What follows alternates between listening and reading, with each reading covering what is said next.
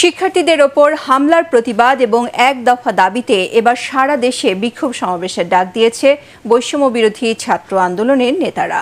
রাতে শহীদ মিনারের সামনে এক ব্রিফিংয়ে এ ঘোষণা দেন আন্দোলনের অন্যতম সমন্বয়ক নাহিদ ইসলাম।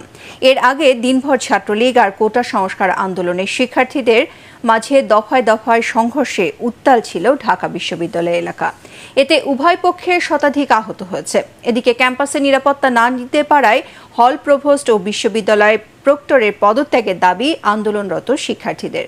মুশফিকুর রহমানকে সাথে নিয়ে রিপোর্ট করছেন মাজহারুল হক মুহাজির। 250-টিরও বেশি ডিজাইন অপশন নিয়ে ওয়ালটন স্মার্ট ফ্রিজ, বোঝে আপনার প্রয়োজন। হামলা পাল্টা হামলায় দফায় দফায় চলে ছাত্রলীগ কর্মীদের সাথে বৈষম্য বিরোধী ছাত্র আন্দোলনের সংঘর্ষ। উত্তাল ঢাকা বিশ্ববিদ্যালয়।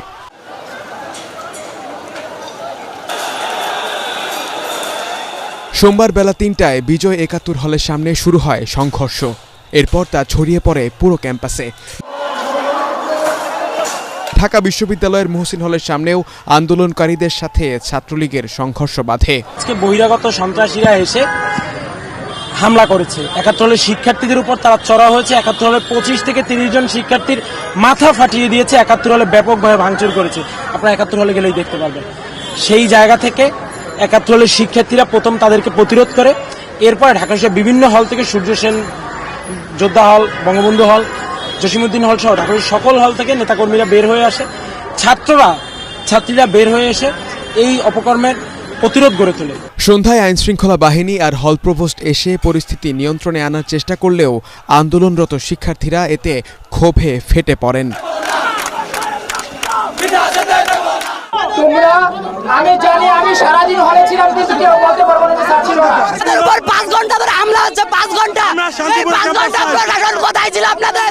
কোটাটাকে যৌক্তিক সংস্কারের জন্য আমরা আন্দোলন করি। আমাদেরকে কলা ভবনে আক্রমণ করা হয় ক্যাম্পাসের বহিরাগত টুকাইদের দিয়ে। এ সময় ক্যাম্পাসে সাধারণ শিক্ষার্থীদের নিরাপত্তা নিশ্চিতে পুলিশ সতর্ক অবস্থানে রয়েছে বলে জানান ডিএমপির যুগ্ম কমিশনার বিপ্লব কুমার সরকার। ঢাকা বিশ্ববিদ্যালয়ের প্রক্টরিয়াল বডি শহীদুল হলের যারা প্রভোস্টের সঙ্গে যারা কাজ করছে, হাউস টিচার বৃন্দ, তারা কাজ করে যাচ্ছেন। আমরা কোনো যেন উত্তেজনা যেন না হয়, কেউ যেন সংঘর্ষে লিপ্ত না হয়, সেই জন্য আমরা কাজ করে যাচ্ছি। এদিকে ঢাকা বিশ্ববিদ্যালয় সহ দেশের বিভিন্ন বিশ্ববিদ্যালয়ে সংঘর্ষ ও হামলার মধ্যেই নতুন কর্মসূচি ঘোষণা করে বৈষম্য বিরোধী ছাত্র আন্দোলনের নেতারা।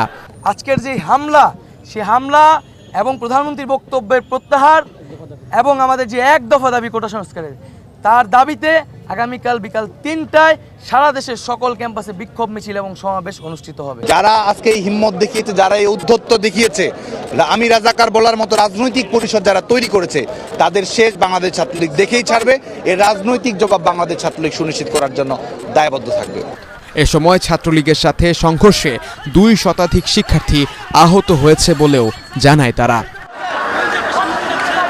মাজহারুল হক মুহাজির, এটিএন বাংলা, ঢাকা।